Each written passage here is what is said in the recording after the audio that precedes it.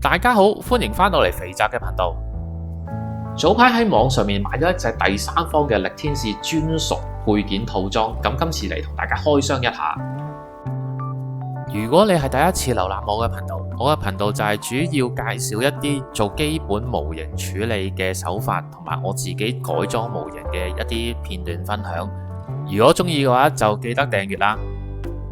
買咗返嚟嘅配件就係呢一塊，你冇聽錯，係得一塊嘅啫。出品嘅公司係大陸嘅阿魯比斯，咁大家如果玩開家件嘅話，都可能會聽過呢個品牌啦。咁佢係大陸專門做一啲高達或者模型嘅膠配件嘅品牌啦，我都唔知係咪公司。佢哋做嘅膠件其實係用 3D 打印出嚟，所以佢嘅水口位咧就會係咁樣嘅。咁我哋就要首先剪咗佢先可以拎出嚟用下。跟住嚟講，我哋準備嘅工具，鉗要一個啦，刷要一支。因為我會喺配件上面先上色啊，咁所以我會用到筆嘅，但係我結果只係用咗最細頭嗰隻筆嘅啫。上色我哋會用到珐琅油、紅色、黑色、銀色3隻嘅，然之後綠色蓋嘅膠水啦。我哋要用靚啲嘅剪，所以用神剪嘅喺呢度。打磨嘅話，只係需要用400號嘅打磨棒，因為我哋只會打磨個配件嘅背面嘅啫。準備嘅工具係咁多。上色呢一方面咧，我會喺剪落嚟之前已經上定色嘅，因為佢件太細啊。如果我剪咗落嚟咧，我更加冇位去 hold 住佢。大家如果會做朋友嘅，其實黐咗個配件上件模型度先至再上色都係可以嘅，只不過我今次有個原因就唔可以咁樣做啫。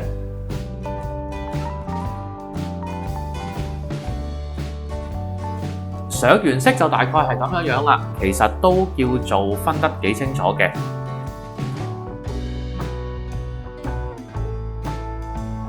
check 過晒顏色上好冇問題之後，咁我哋可以開始剪件㗎啦。咁再提多一次，因為呢個係用 3D 打印出嚟嘅膠件，佢係比我哋正常玩開嘅模型件咧係為之脆弱嘅，所以我哋剪嘅時候一定要小心啲，用一把利啲嘅剪，盡量貼近配件底嗰塊膠片去將個水口位慢慢全部剪斷。剪晒出嚟之後，我哋擰轉會見到啲水口係咁樣。我咧就會用神剪貼住個背，將剩翻嘅水口位剪完之後，再將個配件嘅背壓落去個400號嘅打磨棒上面，再磨一磨，務求磨到個底部係平為止嘅。打磨完啲配件之後，我哋記得要將留喺表面嘅碎屑全部都掃走，因為嗰啲膠粒如果你唔掃走咧，你黐上去個模型件上面嘅時候就會有機會黐得唔穩陣嘅。俾翻個參考大家，做到嚟呢一個部分咧，其實肥宅已經用咗差唔多有1個鐘㗎啦。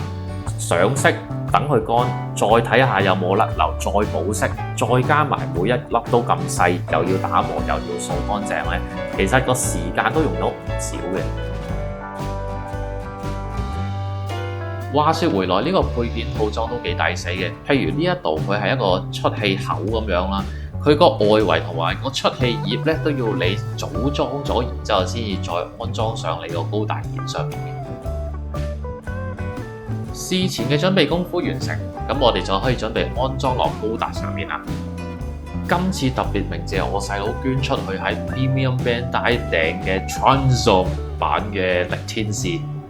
亦都因為佢特別中意呢隻色同埋個效果，所以噴油咧我就唔能夠幫佢做啦。咁我只能夠喺個配件上面做一個珐琅油嘅上色啫。翻到嚟我哋嘅件啦，咁我哋首先由腳幫佢上配件上起。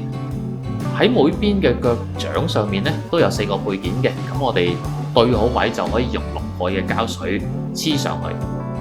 先講一句先，跟住落嚟嘅影片都係拍住我點樣將配件安裝上個高達上面嘅。如果大家想直接睇安裝晒之後嘅圖片咧，可以直接跳去7分30秒。腳掌嘅配件安裝完成，成品就係咁樣啦。大家上呢套配件嘅時候，其實亦都要留意翻 Bandai 佢從來都冇諗過你要上呢啲配件，所以個位置咧可以隨心少少，唔一定要跟我而家上嗰個位置去做都得嘅。譬如呢個膝頭嘅位，其實我細佬已經上咗個水貼喺度，但係考慮到如果加裝甲嘅話，本身嘅印字都會俾裝甲遮蓋咗㗎啦，咁所以我會照上呢個位嘅。上好咗啦，咁其實個位置亦都 OK 靚仔嘅，唔會話太過違和，咁所以我都會繼續咁樣做落去。其實之前肥宅上咗3條係有關配件安裝嘅片咧，就係諗住為咗呢一條片去做一個準備嘅功夫，咁結果收到之後發覺原來全部都可以用膠水上嘅，咁都係一件好事嚟嘅，至少易用啊嘛。如果大家都中意睇呢啲處理模型嘅技巧分享，或者一啲有關模型周邊嘅配件嘅開箱或者介紹咧，記住撳埋右下角訂閱肥宅啦。有你哋嘅支持，肥宅亦都會俾心機繼續做落去嘅。做多個預告，下個禮拜五8月28號9點鐘，肥宅會開一個直播嘅，砌住模型同大家吹下水。如果大家有興趣嘅，入嚟同我嗲兩句啦。翻嚟我哋高達模型嘅片入邊啦，咁啱啱好腰夾上面呢個有個直條型嘅配件咧，就係喺個平面上面上嘅。如果大家上嘅話咧，其實我都建議係上咗先至噴色，因為你可以上完之後打磨埋，咁除走埋嗰啲膠水漬嘅邊邊位。如果唔係咧，你就要做到好精準，先至可以免卻有呢個膠水漬嘅問題。影片啱啱做到去噴射器嘅尾位嗰個配件嗰度，呢個配件其實幾有心思，因為佢個配件嘅底部咧係有個坑位，啱啱好可以食到 band 帶件突出嘅位置。喺呢個位收翻埋個噴射器之後咧，依然見到個配件突出嘅位置。其實呢個位我覺得做得幾好。喺肩胛嘅位置，我哋呢度有一個類似 CPU 散熱器嘅細節部件啦。另外，我哋仲有一個圓形嘅細節部件，係可以配喺原本肩胛上面圓形嘅位置，做一個細節嘅提升嘅。大家喺影片入面其實都可以留意到，啲配件嘅尺寸其實都做得幾 fit 嘅，呢個就係 3D printing 嘅好處。另外，佢仲有一啲類似油壓管嘅配件咧，可以俾我哋喺唔同嘅部位嗰度用得到嘅。亦都好彩就係呢個 version 嘅力天使，佢個色通比較單調。我結果用紅色、銀色、黑色同埋個配件本身嘅灰色咧，個效果出到嚟亦都可以配襯得到嘅。咁啊，可以俾翻個膠袋我細佬，唔使破壞咗佢呢隻特登訂翻嚟嘅力天使。最後就係完成品啦。咁我影咗唔同嘅角度咧，就可以放大翻俾大家睇我究竟加咗啲乜嘢配件上去嘅。如果你問肥宅對呢套嘢嘅評價呢，我嘅評價就係可以一戰，因為佢始終唔係話真係咁多件，我唔特登去講嘅話，就咁影張圖俾你睇，你未必會知道邊一啲係新加上去嘅。雖然話呢啲配件其實佢個形狀唔係好複雜，自己用膠片膠板絕對做得到出嚟，但係因為佢係用 3D print， 所以佢嘅尺寸全部都可以係一樣。而我哋如果用人手去做切割嘅話呢，其實真係好難拍得咁齊。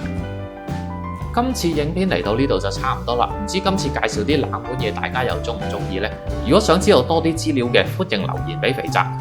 提多一次啦，下個禮拜五8月28號9點鐘，肥宅會開 live 嘅，大家得閒嘅話就上嚟吹一吹水啦。